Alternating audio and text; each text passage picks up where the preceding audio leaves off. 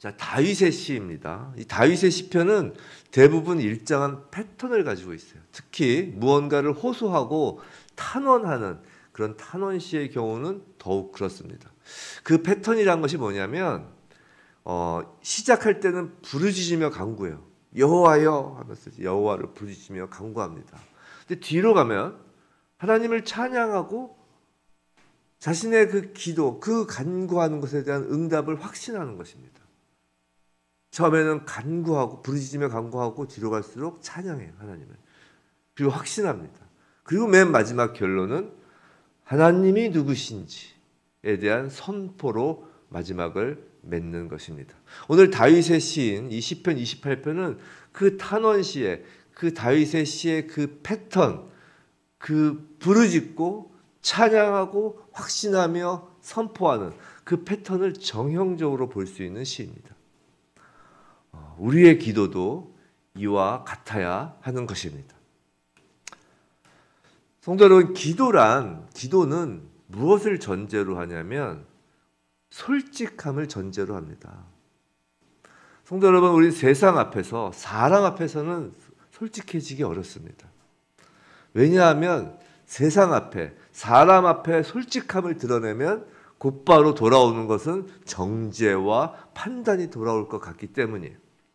한번 생각해 보세요. 그중 한 예가 바로 그 인민재판, 그 공산당이 하는 그 인민재판의 자아 비판과 같은 것입니다. 자, 많은 사람 앞에서 자신의 죄를 털어놓죠. 자아 비판하면서 인민재판에서. 근데 그 결과가 무엇인가요? 바로 용서인가요? 아니에요.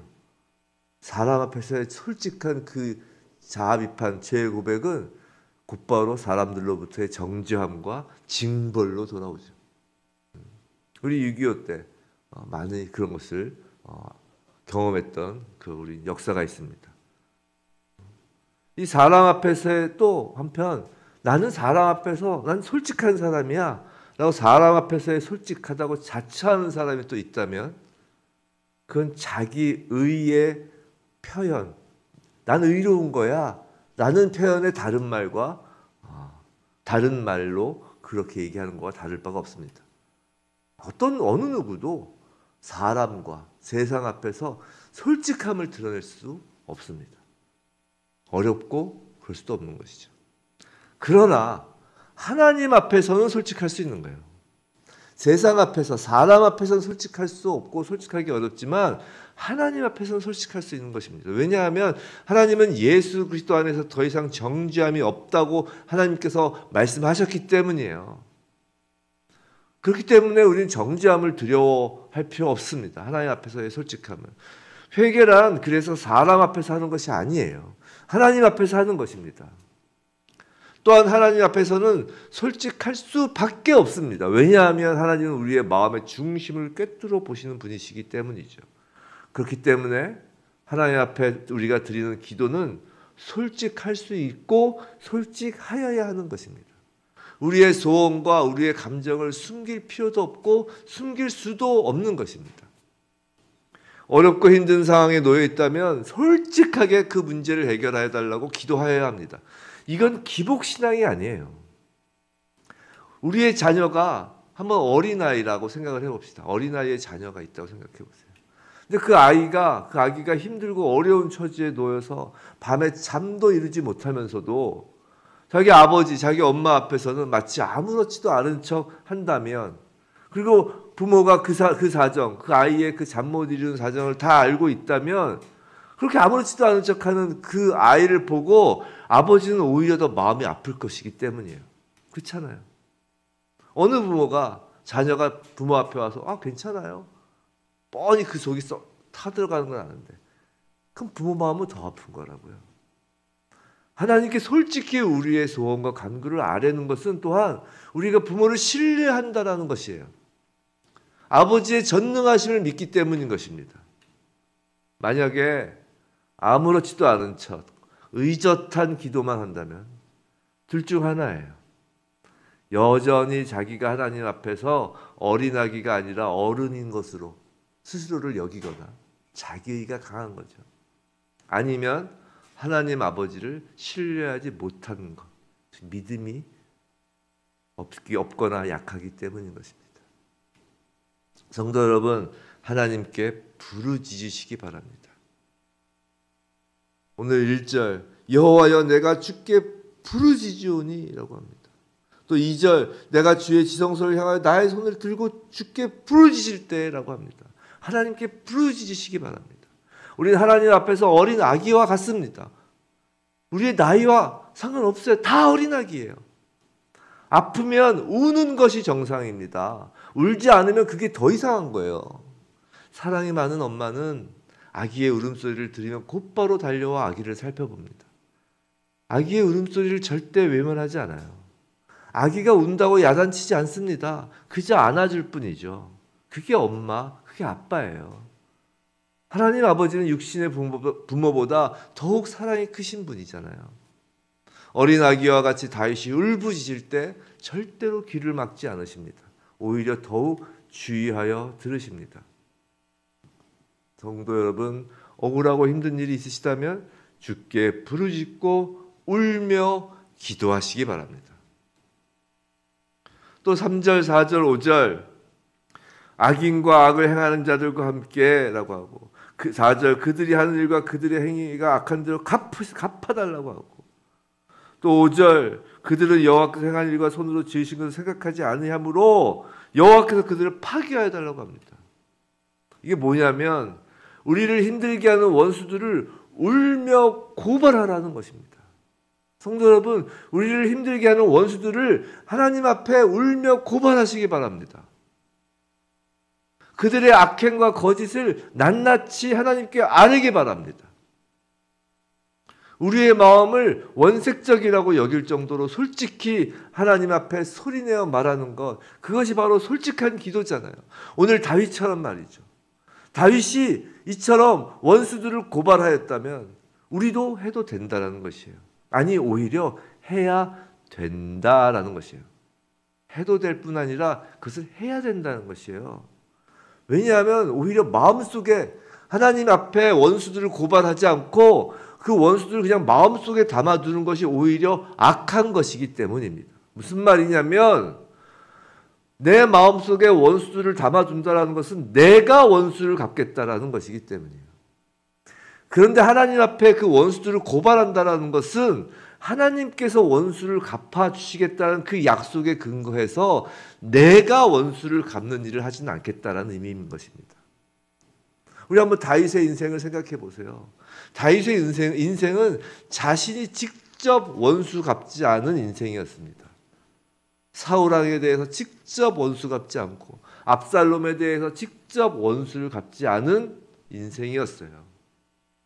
하지만 자신을 괴롭히고 자신을 힘들게 하는 그 원수들에 대해서는 하나님 앞에 철저히 고발하였습니다. 이거는 틀린 일이 아니라 이게 오히려 옳은 일이라니까요. 그래야 내가 원수 갚지 않는다는 겁니다.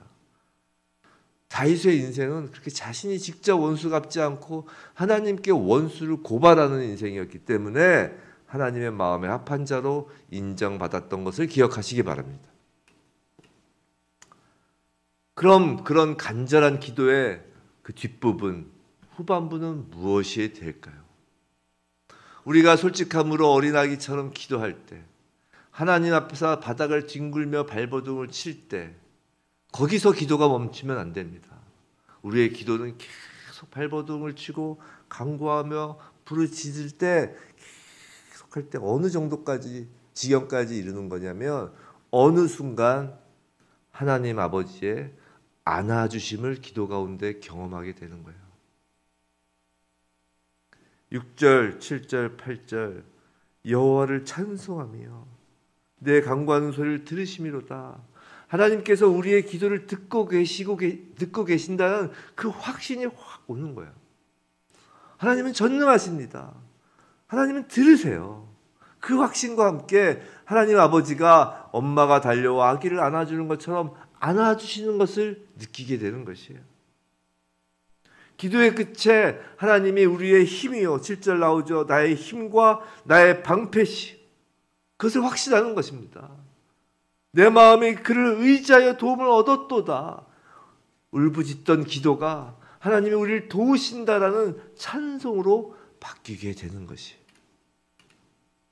그리고 9절, 우리가 기도를 올려드리는 하나님이 누구신지 결국 마지막에 정확히 깨닫게 되는 것입니다. 바로 우리를 구원하신 하나님이시고 우리에게 하나님의 기업을 복으로 주신 분이시고 영원토록 어린 양과 같은 우리를 인도하시는 목자가 되시는 분입니다. 여기까지 기도가 이어지는 거예요. 그것을 깨닫고 선포함으로 기도가 마무리되는 것입니다. 성도 여러분, 그런데요, 다윗은 지금 자신에게 닥친 고난과 위험의 문제가 해결되고 나서 이 기도를 하는 것이 아니에요. 눈에 보이는 상황은 전혀 변화가 없습니다. 그러나 기도 가운데 다윗은 하나님을 찬송하고 하나님을 인격적으로 받아들이는 수준까지의 기도를 드리는 거예요. 성도 여러분, 기도하는 것 자체가 이미 승리입니다. 기도하는 것 자체가 하나님의 영광입니다. 우리의 울음소리와 우리의 기도를 하나님께서 하나도 빼놓지 않고 들으십니다. 하나님이 바로 우리의 참 아버지시잖아요. 기도의 끝에 아버지를 만나고 아버지의 안아주심을 경험함으로 우린 폭풍 가운데에서도 평강을 누릴 수 있는 거예요. 기도의 응답, 기도의 결과는 문제 해결이 아니라 바로 하나님 그 자체인 것입니다. 하나님이 곧 가장 귀한 우리의 복이잖아요. 하나님 자체의 그 임재, 하나님의 안아주심 안에 우리의 그 모든 문제는 지금 눈에 보이지 않는다 할지라도 이미 하나님 안에서 다 해결되고 승리된 것임을 믿으시기 바랍니다. 우리의 기도 가운데 이미 문제는 해결된 것이고 이미 승리는 우리의 것인 것입니다. 부디 오늘 다윗의 이 기도, 시편 28편의 이 기도가 그대로 우리의 기도가 되어 결국 궁극적으로 복이신 하나님, 그 복받는 인생 되길 주님의 이름으로 축원합니다.